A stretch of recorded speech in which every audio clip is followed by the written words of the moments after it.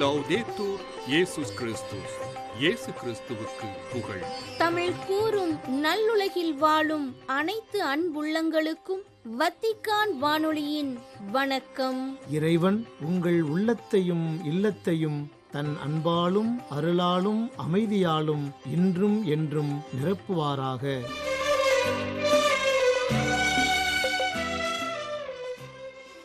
அன்பு நேயர்களே, வத்திக்கான் வானொலி இன்று உங்களுக்கு வழங்க இருப்பவை தடம் தந்த தகைமை, நேர்காணல் மற்றும் செய்திகள்.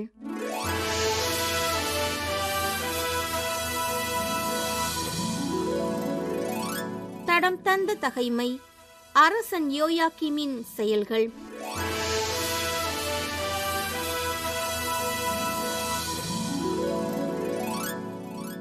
உண்மையாகவே ஆண்டவரின் கட்டளைப்படி மனாசேயின் பாவங்களை முன்னிட்டும் அவன் செய்த எல்லா காரியங்களை முன்னிட்டும் ஆண்டவர் இஸ்ரேல் மக்களை தம் திருமுன்னின்று தள்ளிவிடுமாறு பல நிகழ்வுகள் யூதாவுக்கு நிகழ்ந்தன.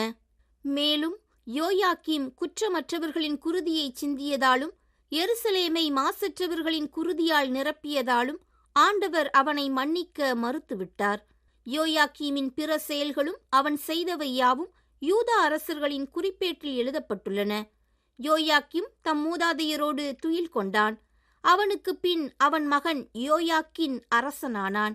எகிப்திய மன்னன் மீண்டும் தன் நாட்டை விட்டு போருக்கென்று வெளியே வரவில்லை. ஏனெனில் எகிப்திய நதி முதல் யூப்ரத்தீசு ஆறு வரை எகிப்திய மன்னன் கைவசம் இருந்த அனைத்தையும் பாபிலோனிய மன்னன் கைப்பற்றிக் கொண்டான்.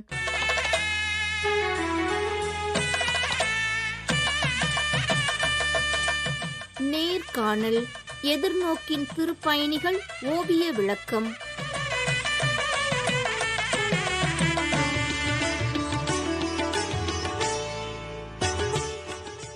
ஓவியனின் நினைவில் இருக்கும் உருவத்திற்கு உயிர் கொடுப்பது ஓவியங்கள்.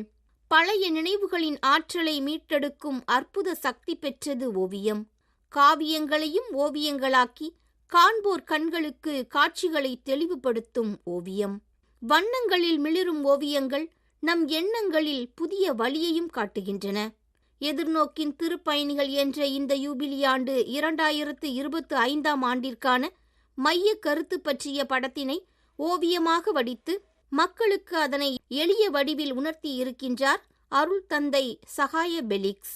அருள் தந்தை அவர்களை எதிர்நோக்கின் திருப்பயணிகள் பற்றிய தனது ஓவியம் பற்றிய விளக்கத்தினை எடுத்துரைக்க எம் வத்திக்கான் வானொலி நேயர்கள் சார்பில் அன்புடன் அழைக்கின்றோம். எரிகின்ற தீபமாய் எதிர்நோக்கு ஒளிர்கின்றது. இறைவா, எம் பாடல் உமை நோக்கி மகிழ்வாக எழுகின்றது. வணக்கம் தந்தை அவர்களே. யூபிலி ஆண்டு மைய கருத்து பற்றிய ஓவியம் வரைய தோன்றிய காரணம் பற்றி எங்களுடன் பகிர்ந்து கொள்ள முடியுமா?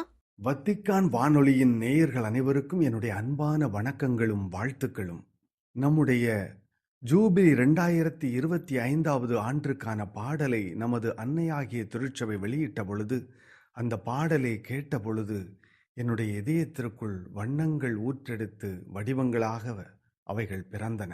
எனவே அந்த காட்சியை ஓவியமாக வரைய வேண்டும் என்கின்ற எண்ணத்திலும் ஆசையிலும் நான் தூரிகைகளை எடுத்து என்னுடைய கேன்வாஸில் நான் வரைந்தேன். இந்த ஓவியம் 3 அடி அகலமும் 2 அடி உயரமும் கொண்ட பரப்பளவிலே வரையப்பட்டிருக்கிறது. இது கேன்வாஸில் வரையப்பட்ட ஓவியம். இதை வரைவதற்கு நான் அக்ரிலிக் ஓவிய வண்ணங்களை நான் பயன்படுத்தினேன். இதை தியானத்திலும் ஜபத்திலும் இணைத்து இந்த ஓவியத்தை நான் வரைந்து நிறைவு செய்தேன். அந்த பாடலின் வரிகள் இவ்வாறு தொடங்குகின்றது. ஒரு சுடரை போல் நம் நம்பிக்கை ஒளிர்கின்றது. நமது பாடல் இறைவனை நோக்கி எழும்புகின்றது.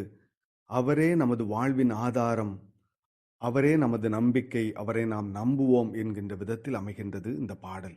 இதை விளக்குவதற்காக நான் 4 பயணிக்கின்ற நபர்களை வரைந்திருக்கின்றேன். முதலாவது நபர் சிகப்பு வண்ணத்திலும், 2வது நபர் மஞ்சள் வண்ணத்திலும், 3வது நபர் பச்சை வண்ணத்திலும், 4வது நபர் நீல வண்ணத்திலும் இருக்கின்றார்கள். இந்த முதல் நபர் தன்னுடைய கரங்களில் ஒளிர்கின்ற இதயத்தை கையில் தாங்கியவராக பயணிக்கின்றார் முதலாவதாக. எனவே இவருடைய அந்த ஒளிர்கின்ற இதயத்திலிருந்து இசையின் குறியீடுகள் காற்றிலே மிதந்து செல்லுகின்றன. இப்படிப்பட்ட காட்சியை கொண்டிருக்கிறது இந்த முதல் நபருடைய உருவம். இரண்டாவது நபர் அவருடைய கைகளிலே தொலைநோக்கி கருவியை கொண்டு அவர் அதை ஊன்றி கொண்டு நடப்பது போன்ற காட்சியாக இருக்கிறது. மஞ்சள் வண்ணத்தில் தொலைநோக்கு கருவியை கையில் வைத்திருப்பது கடவுளை உற்று பார்ப்பதற்கான பார்வையை நமக்கு தருகின்ற அடையாளத்தை நமக்கு உணர்த்துகின்றது. மூன்றாவது நபர் பச்சை வண்ணத்தில் அவருடைய கைகளில் ஜெபமாலையும் பயணிகள் கொண்டு செல்வதற்கான அந்த கோல் கையில் தாங்கியவராக கொண்டு செல்கின்றார். இவருடைய இந்த பயணம் ஜெபத்தை உணர்த்துகின்றது. இந்த திருப்பயணத்தில் பயணிகள் ஜெபம் செய்கின்றவர்களாக, அன்னை மரியாள் மீது நம்பிக்கை கொண்டவர்களாக பயணிக்க வேண்டும் என்பதை உணர்த்துகின்றது. நான்காவது நபர் நீல வண்ணத்தில் ஒரு அழகான நாட்டுப்புற பாடல் இசைக்கின்ற துணை கருவியை கையில் கொண்டவராக, இசைக்கருவியோடு பயணிக்கின்றவராக இருக்கின்றார். அடுத்ததாக அனைத்து தேசத்தின் மக்களும் இறைவனிடத்தில் ஒளியை காண வேண்டும் என்றும், அந்த இறைவனை நோக்கி நடக்கின்ற பொழுது அவர்கள் ஒளியை கண்டடைவார்கள் என்கின்ற நம்பிக்கையை தருகின்ற அந்த வரியை விளக்குகின்ற விதமாக இந்த 4 பயணிகளும் கடவுளை நோக்கி பயணிக்கின்றார்கள். எனவே இயேசுவினுடைய உருவம் அங்கு வரையப்பட்டு அவருடைய இதயத்தில் இருந்து ஒளி இந்த மக்களை நோக்கி பரவுகின்ற விதத்தில் வரையப்பட்டிருக்கின்றது. நீல வண்ணமும் அடர் நீல வண்ணங்களும் இன்னும் வெள்ளை வண்ணத்திலும் ஒளி அவ்வாறு பரவி அந்த இடம் முழுவதும் நிரப்பி வருவதை போன்று அமைக்கப்பட்டிருக்கின்றது. அடுத்ததாக அனைத்து தேசத்தின் மக்களும் இறைவனிடத்தில் ஒளியை காண வேண்டும் என்றும், அந்த இறைவனை நோக்கி நடக்கின்ற பொழுது அவர்கள் ஒளியை கண்டடைவார்கள் என்கின்ற நம்பிக்கையை தருகின்ற அந்த வரியை விளக்குகின்ற விதமாக இந்த 4 பயணிகளும் கடவுளை நோக்கி பயணிக்கின்றார்கள். எனவே இயேசுவினுடைய உருவம் அங்கு வரையப்பட்டு அவருடைய இதயத்தில் இருந்து ஒளி இந்த மக்களை நோக்கி பரவுகின்ற விதத்தில் வரையப்பட்டிருக்கின்றது. நீல வண்ணமும் அடர் நீல வண்ணங்களும் இன்னும் வெள்ளை வண்ணத்திலும் ஒளி அவ்வாறு பரவி அந்த இடம் முழுவதும் நிரப்பி வருவதை போன்று அமைக்கப்பட்டிருக்கின்றது. இந்த ஓவியத்தில் நீங்கள் வரைந்துள்ள அதன் வேர்கள் வலியுறுத்தும் கருத்துக்கள் பற்றி எடுத்துரையுங்களேன். உலகமெல்லாம் சிதறி இருக்கின்ற மக்கள் இறைமகனின் இல்லத்தில் ஒன்றிப்பு பெறுவார்கள் என்கின்ற நம்பிக்கையை அந்த வரி விளக்குகின்றது. எனவே இந்த வரியை விளக்குகின்ற விதமாக இயேசு கிறிஸ்துவிற்கு கீழே ஒரு அருமையான மலை வரையப்பட்டு அந்த மலையின் தோற்றத்தோடு இணைந்து ஒரு இறை இல்லம் வரையப்பட்டிருக்கின்றது. இந்த இல்லம் இறைவனின் இல்லம். இங்கு வந்துதான் அனைத்து பயணிகளும் தங்களுடைய இறுதி பயணத்தின் சரணாகதியை அடைவார்கள் என்பதை விளக்குகின்ற விதமாக இந்த இல்லம் வரையப்பட்டிருக்கின்றது. இந்த இல்லத்திற்கு கீழ் பகுதியிலே நாம் பார்க்கின்ற பொழுது 7 இதயங்கள் இணைந்திருக்கின்ற ஒரு காட்சி வரைந்திருக்கின்றேன். இதனுடைய அர்த்தம் என்னவென்றால் 7 கண்டங்களின் மக்களும் ஒரே வேர்களில் இணைந்து கடவுளை நோக்கி தங்களுடைய வாழ்வை இணைத்திருக்கின்றார்கள், இறை இல்லத்தில் வளமையாக வாழ்கிறார்கள் என்பதை குறிக்கின்ற விதமாக இந்த 7 இதயங்கள் இணைக்கப்பட்டிருக்கின்றன இந்த ஓவியத்தில். அடுத்ததாக இந்த பாடல் வரியில் கடவுள் அன்பு மிகுந்தவர், பொறுமை கொண்டவர், அவரே நமது நம்பிக்கையின் விடியல் என்கின்ற அர்த்தத்தில் பாடல் வரிகள் அமைந்திருக்கின்றன. இவற்றை விளக்குகின்ற விதமாக இயேசு கிறிஸ்துவை வரைந்து அவரை சுற்றி அந்த ஒளி பரவியிருப்பது போன்று வரைந்திருக்கின்றேன். குறிப்பாக கடும் சிகப்பு, அதன் பிறகு ஆரஞ்சு வண்ணம், அதை தொடர்ந்து மஞ்சள் வண்ணம் என்று இது பறந்து விரிந்து செல்வது போன்று அமைத்திருக்கின்றேன். இயேசு 2 கைகளையும் விரித்து மக்களை ஆசிர்வதிப்பது போன்று அந்த காட்சி அமைத்திருக்கின்றேன். மேலும் பாடல் வரியில் புதிய உலகம் தூய ஆவியால் உருவாக்கப்படுகின்றது, தூய ஆவியினுடைய ஆற்றல் அலையாக வருகின்றது என்பதை விளக்குகின்ற விதத்தில் அமைந்திருக்கின்றது. இதை விளக்குகின்ற விதமாக இந்த புதிய உலகம் என்பதை காட்டுவதற்காக இந்த ஓவியத்தில் இந்த பூமி முழுவதும் பசுமையான வண்ணத்தில் வரைந்திருக்கின்றேன். அதில் குறிப்பாக ஒரு ஓரத்தில் இந்த உலக போர்களில் பயன்படுத்தப்பட்ட ஆயுதங்கள், அணு ஆயுதங்கள், இவற்றையெல்லாம் புதைத்திருக்கின்ற காட்சியை வரைந்திருக்கின்றேன். இவைகள் புதைக்கப்பட்டிருக்கின்றன. எனவே இந்த வன்முறையை களைந்து பசுமையான உலகத்தை உருவாக்க வேண்டும். அது தூய ஆவி நமக்கு தருகின்ற புதிய உலகம் என்கின்ற அடையாளத்தை நான் இங்கு காட்டியிருக்கின்றேன். எனவே அந்த பசுமையான அந்த பூமியிலே இந்த பயணிகள் நடந்து செல்வது போன்ற காட்சியை நான் உருவாக்கி இருக்கின்றேன். கண்களை உயர்த்தி பாருங்கள், புதிய வாழ்வு பிறந்திருக்கின்றது. நட்சத்திரம் நம்மை இறைவனை நோக்கி நடத்துகின்றது. அவரே நமது வழி, அவரே நமது நிலை வாழ்வு என்கின்ற விதத்தில் இந்த பாடலின் வரிகள் செல்கின்றன. இதை விளக்குகின்ற விதமாக நான் கண்களை உயர்த்தி பார்ப்பதன் அடையாளத்தை மஞ்சள் வண்ணத்தில் உள்ள நபர் தன்னுடைய இதயத்திலிருந்து தன்னுடைய கையில் வைத்திருக்கின்ற தொலைநோக்கி கருவியால் அவர் நீண்ட பார்வையை நோக்கி தன்னுடைய பார்வையை நகர்த்துவதாக நான் வரைந்திருக்கின்றேன். இது கண்களை நாம் உயர்த்தி பார்க்க வேண்டும் என்பதை உணர்த்துகின்றது. இனி இந்த 4 நபர்களையும் கடவுளுடைய பிறப்பை சொல்லுவதற்காக வந்த நட்சத்திரத்தை போன்ற ஒரு நட்சத்திரம் இவர்களை வழிநடத்துவது போன்று நான் வரைந்திருக்கின்றேன். இந்த நட்சத்திரமும் இந்த 4 மனிதருடைய உருவமும் சேர்ந்து பார்க்கின்ற பொழுது இயேசு கிறிஸ்துவை காண்பதற்காக பயணித்த ஞானிகளின் தோற்றத்தை நமக்கு உணர்த்துகின்றது. இவைகள் கடவுளே நமது நிலைவாழ்வு என்பதை காட்டுவதற்காக இயேசு கிறிஸ்துவும் அவரோடு இணைந்த ஒரு மிகப்பெரிய மரம் உலகத்திலிருந்து விண்ணகத்தை தொடுவது போன்று வரைந்திருக்கின்றேன். அது நிலைவாழ்வினுடைய மரம் என்பதை காட்டுவதற்காக, அது நம்பிக்கையின் மரம், நிலைவாழ்வின் மரம் என்பதை நமக்கு உணர்த்துவதற்காக அந்த மரத்தினுடைய கிளைகளிலே மேகங்களை நான் வரைந்திருக்கின்றேன். அந்த மரம் சிலுவையை நமக்கு உணர்த்துகின்ற விதமாக அது அமைந்திருக்கின்றது. சிலுவையின் வடிவத்தில் பல கிளைகளை அமைந்திருப்பது போன்று அதை நான் வரைந்திருக்கின்றேன். எனவே கடவுளுடைய நிலைவாழ்வை அது உணர்த்துகின்ற விதமாகவும், அதை பற்றி கொள்ளுகின்ற பொழுது நமக்கு நிலைவாழ்வு கிடைக்கும் என்பதை தருகின்ற விதத்தில் நான் அந்த மரத்தை வரைந்திருக்கின்றேன். கடவுளுடைய இறை வார்த்தை நமக்கு ஒளி தருகின்ற ஒன்று. அந்த ஒளியிலே நாம் பயணிக்க வேண்டும் என்பதை காட்டுவதற்காக திருவிவிலியத்தை இயேசுவின் மார்பிலே நான் வரைந்து அதிலிருந்து வெள்ளை ஒளியும் தூய ஆவியின் ஆற்றலும் வருவது போல் நான் அமைத்திருக்கின்றேன். இவ்வாறு இந்த ஓவியம் நமது ஜூபிலி 2025வது ஆண்டின் நம்பிக்கையின் ஒளியையும், நமது பயணம் நமக்கு வாழ்வையும் வளர்ச்சியையும் மகிழ்ச்சியையும் தருகிறது. எனவே இது நம்பிக்கையின் பயணம். இந்த பயணத்தில் நாம் இறைவனை நோக்கி பயணிக்கின்றோம் என்பதை உணர்த்துகின்ற விதமாக இந்த ஓவியத்தை நான் வரைந்திருக்கின்றேன். எனவே நான் இப்பொழுது சொன்ன இந்த கருத்துக்களை எல்லாம் நீங்கள் கேட்டு உங்கள் மனதிலே இந்த ஓவியத்தினுடைய உருவத்தை, தோற்றத்தை நீங்கள் உங்கள் மனக்கண்களிலே அழகாக பதிவிட்டு இருப்பீர்கள், அழகாக பதிவு செய்திருப்பீர்கள் என்பதை நான் நம்புகின்றேன்.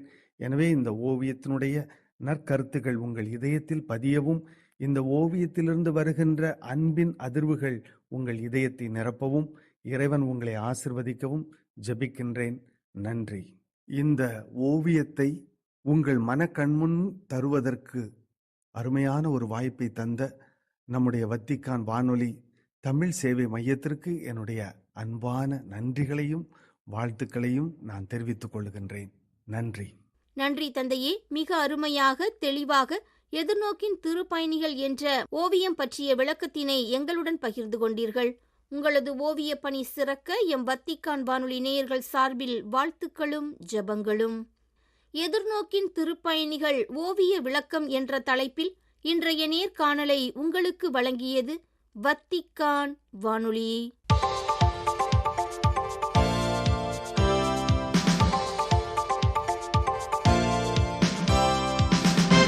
செய்திகள். திருத்தந்தையின் உடல்நிலை சீராக இருப்பதாகவும் அவருக்கான மருத்துவ சிகிச்சை முறைகள் தொடர்ந்து கொண்டிருப்பதாகவும் திருப்பிட தகவல் தொடர்புத்துறை வெளியிட்ட அறிக்கை தெரிவிக்கின்றது. கடந்த சில நாட்களோடு ஒப்பிடும்போது வியாழக்கிழமை முழுவதும் அவர் உடல்நிலை சீராக இருந்ததாக கூறும் இவ்வறிக்கை அவர் சுவாசிப்பதில் எவ்வித சிரமத்தையும் எதிர்நோக்கவில்லை எனவும் தெரிவிக்கின்றது.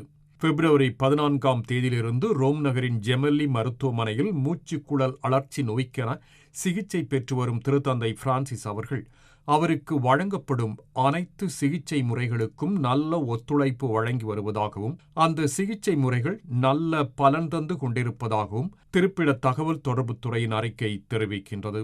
இரத்த இயக்கவியல் நன்றாக இருப்பதாகவும் அவரின் இரத்த பரிசோதனை முடிவுகள் சீரான நிலையை காண்பிப்பதாகவும் அவருக்கு வியாழன் முழுவதும் காய்ச்சல் அறிகுறி எதுவும் இல்லை எனவும் அவ்வறிக்கையில் மேலும் தெரிவிக்கப்பட்டுள்ளது. வெள்ளி காலையில் வெளியிட்ட திருப்பிட தகவல் தொடர்புத் துறையின் அறிக்கை அவர் இரவு முழுவதும் நன்றாக நித்திரையில் ஆழ்ந்ததாகவும் காலையில் ஏறக்குறைய 8 மணிக்கு படுக்கையிலிருந்து எழுந்து ஓய்வெடுத்துக் கொண்டிருப்பதாகவும் தெரிவிக்கின்றது. பிப்ரவரி 14ஆம் தேதியிலிருந்து ரோம் நகரின் ஜெமெலி மருத்துவமனையில் சிகிச்சை பெற்று வரும் திருத்தந்தை பிரான்சிஸ் அவர்கள் தனக்காக உலகம் முழுவதும் ஜெபித்துக் கொண்டிருக்கும் அனைத்து மக்களுக்கும் நன்றி செய்தி ஒன்றை வெளியிட்டுள்ளார். மூச்சுக்குழல் அழற்சி நோயால் பாதிக்கப்பட்டு சிகிச்சை பெற்று வரும் திருத்தந்தையின் உடல் நலத்திற்காக பிப்ரவரி 24 முதல் ரோம் நகரில் உள்ள கர்தினால்கள், வத்திக்கான் அதிகாரிகள் மற்றும் விசுவாசிகளோடு இணைந்து ரோம் நேரம் இரவு 9 மணிக்கு ஒவ்வொரு நாளும் புனித பேதுரு பேராலய வளாகத்தில் கூடி ஜெபமாலை ஜெபித்து வருகின்றனர். வியாழன் இரவு இந்த ஜெபமாலைக்கு முன் திருத்தந்தை அவர் குரலில் ஸ்பானிய மொழியில் வழங்கிய நன்றி செய்தி வளாகத்தில் ஒலிபரப்பப்பட்டது. வியாழக்கிழமை இரவு இடம்பெற்ற ஜெபமாலை பக்தி முயற்சியை அர்ப்பண வாழ்வு நிறுவனங்கள் மற்றும் அப்போஸ்தலிக்க வாழ்வு அமைப்புகளுக்கான திருப்பிடத்துறையின் இணை தலைவர் கர்தினால் ஆங்கல் பெர்னாண்டஸ் அர்த்தீமே அவர்கள் வழிநடத்தினார். ரமதான் மாதத்தில் இடம்பெறும் உண்ணா நோன்பு, ஜெபம் மற்றும் பிறருடன் பகிர்தல் என்பவை கடவுளுடன் நெருங்கி வருவதற்கும் மதத்தின் அடிப்படை மதிப்பீடுகளான கருணை மற்றும் ஒருமைப்பாட்டை புதுப்பிப்பதற்கும் ஒரு நல்ல வாய்ப்பு என திருப்பிடம் வெளியிட்ட வாழ்த்துச் செய்தியில் கூறியுள்ளது. ரமதான் மாத துவக்கத்திற்கும் அதன் இறுதியில் சிறப்பிக்கப்படும் எய்த் அல்-ஃபித்ர் விழாவுக்கும் என திருப்பிடத்தின் மதங்களிடையே உரையாடலுக்கான திருப்பிடத்துறை வெளியிட்டுள்ள வாழ்த்துச் செய்தியில், கிறிஸ்தவர்களின் தவக்காலமும் இஸ்லாமியர்களின் ரமதான் மாதமும் இணைந்து வருவதால் இவ்விரு மதத்தினரும் புனிதப்படுத்தல்கள், ஜெபம் மற்றும் பிறர் அன்பில் அருகருகே நடைபோடுவதற்கு இது ஒரு நல்ல வாய்ப்பு என தெரிவிக்கின்றது. இவ்வுலகின் திருப்பயணிகளாக இருக்கும் நாம் அனைவரும் நல்லதொரு வாழ்வை நோக்கியே ஓடிக்கொண்டிருக்கின்றோம் என கூறும் திருப்பிடத்தின் செய்தி, இவ்வுலகில் நம்பிக்கையை தேடுவதாக நம் வாழ்வு இருந்து மனிதகுலத்துடன் இறைவன் கொண்டிருக்கும் நட்புணர்வுக்கு ஒன்றிணைந்த சான்றுகளாக இரு மதத்தினரும் இருப்போம் எனவும் தெரிவிக்கின்றது. அரசு சாரா தொண்டு அமைப்புகளும் தன்னார்வ பணியாளர் அமைப்புகளும் கலந்து கொள்ளும் யூபிலி கொண்டாட்டம் இவ்வாரம் சனி மற்றும் ஞாயிறு தினங்களில் ரோம் நகரில் இடம்பெற உள்ளது. யூபிலி கொண்டாட்டத்தின் 5வது முக்கிய நிகழ்வாக இடம்பெறும் இதில் 25,000 திருப்பயணிகள் பங்கு பெறுவார்கள் என எதிர்பார்க்கப்படுகின்றது. 5 கண்டங்களில் இருந்து வரும் தன்னார்வ தொண்டு நிறுவனங்கள் மற்றும் அரசு சாரா அமைப்புகளின் பிரதிநிதிகள் புனித பேதுரு பெருங்கோவில் புனித கதவு வழியாக செல்வதுடன் சனிக்கிழமை முழுவதும் ரோம் நகரின் பல்வேறு இடங்களில் கலந்துரையாடல்களில் கலந்து கொள்வர். ஞாயிறன்று ஒருங்கிணைந்த மனிதகுல வளர்ச்சிக்கான திருப்பிடத்துறையின் தலைவர் கர்தினால் மைக்கேல் ஷேர்னி அவர்கள் திருத்தந்தையின் சார்பில் திருப்பலி நிறைவேற்றுவதோடு திருத்தந்தை இத்திருப்பலிக்கென தயாரித்து வைத்திருந்த மறையுரையையும் வாசிப்பார். வன்முறை மிகுந்த பகைமையின் வார்த்தைகளை விட தவக்கால மன்னிப்பு மிகுந்த வலிமையுடையது என தன் தவக்கால செய்தியில் உரைத்துள்ளார் எருசலேமின் லத்தீன் வழிபாட்டு முறை முதுபெரும் தந்தை கர்தினால் பியேர் பத்திஸ்தா பிட்சபாலா. போர், சுயநலம் மற்றும் வன்முறையின் காலத்தின் போது உயிர்ப்பின் இதயமாகவும் உலகின் நம்பிக்கையாகவும் இருக்கும் இயேசுவின் சிலுவையை உற்று நோக்குமாறு தன் தவக்கால செய்தியில் அழைப்பு விடுத்துள்ள கர்தினால், பகைமையின் வன்முறை வார்த்தைகளும் மோதல்களை தூண்டுவதை நோக்கமாக கொண்ட பேச்சுக்களும் இறைவனின் ஒப்புரவை எந்நாளும் தடுக்க முடியாது என மேலும் கூறியுள்ளார். இத்துடன் வத்திக்கான் வானொலியின் தமிழ் ஒலிபரப்பு நிறைவு பெறுகின்றது. தொடர்வது அதன் மலையாள நிகழ்ச்சிகள். உங்கள் செவிமடுத்தலுக்கு நன்றி. வணக்கம்.